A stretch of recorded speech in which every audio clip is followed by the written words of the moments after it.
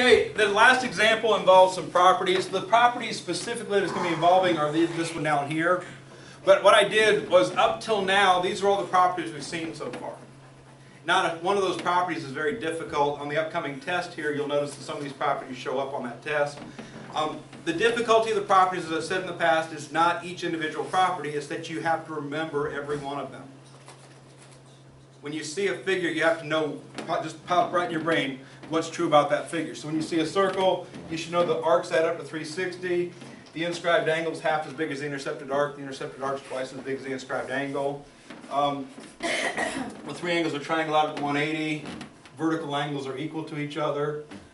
Angles that make a straight line add up to 180. When parallel lines get cut by a transversal, the acute angles are equal.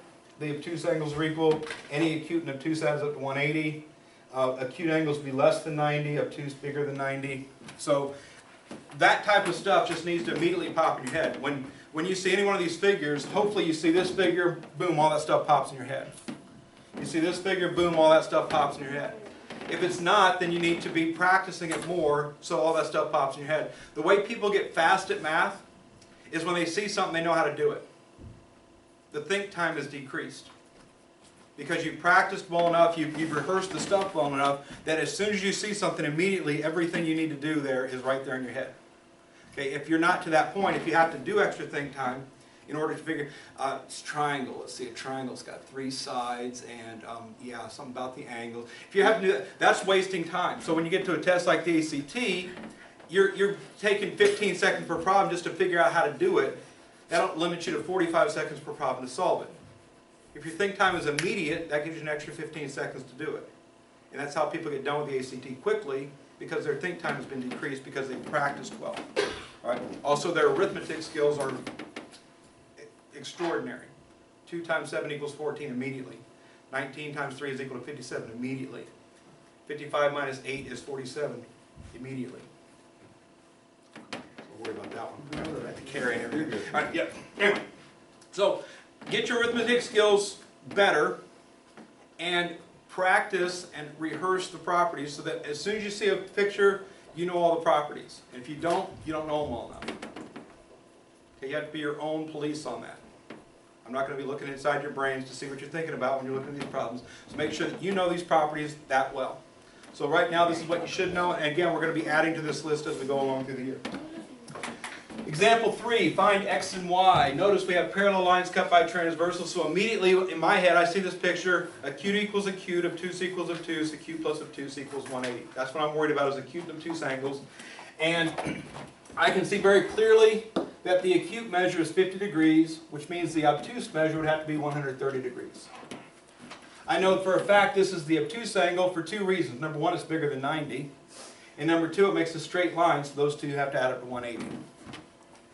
All right? This right here is an acute angle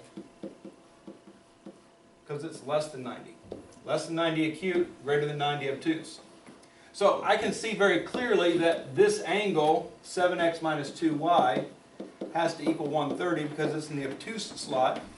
And I can see also very clearly that this angle down here has to be 50 because it's in the acute slot. So that creates for me a system of equations. Okay, since both equations contain x and y, I can't solve either one individually, so I need to use elimination or substitution to solve. And I could, if I wanted to, go ahead and multiply this by -5, and that would work out, right? Because that would make positive 10y, negative 10y. But I do notice, before I start, notice the green equation. Anything special about that one? Divides by 5. Again, you don't have to do this, but anytime you see an equation and every number divides by the same number, if you do that division, it might make the problem simpler. Makes the number smaller. It's worth thinking about. You're going to sacrifice a little bit of time. Again, considering like the ACT, yeah, I'm going to sacrifice 10 seconds to do this, but is that going to make the problem 15 seconds quicker to do? Probably. So you might be sacrificing a little bit of time here to save some time down the road. Divide by 5, divide by 5, and divide by 5. And by doing that, notice that these are already the same object, so all I got to do is make one of them opposite. So let's make the bottom change sign. So x becomes negative, 2y becomes positive, 10 becomes negative. And just like that, my y objects are opposite. So if I add like terms, 7x minus x is 6x. Negative and positive 2y cancel. 130 minus 10 is equal to 120. Therefore, x is equal to 20. Go back to an equation. I'm going to go back to x minus 2y equals 10. I think that's the easiest equation to look at. Before I change the sign, positive x minus 2y equals positive 10 was what we had, right? X equals 20, so that changes to a 20.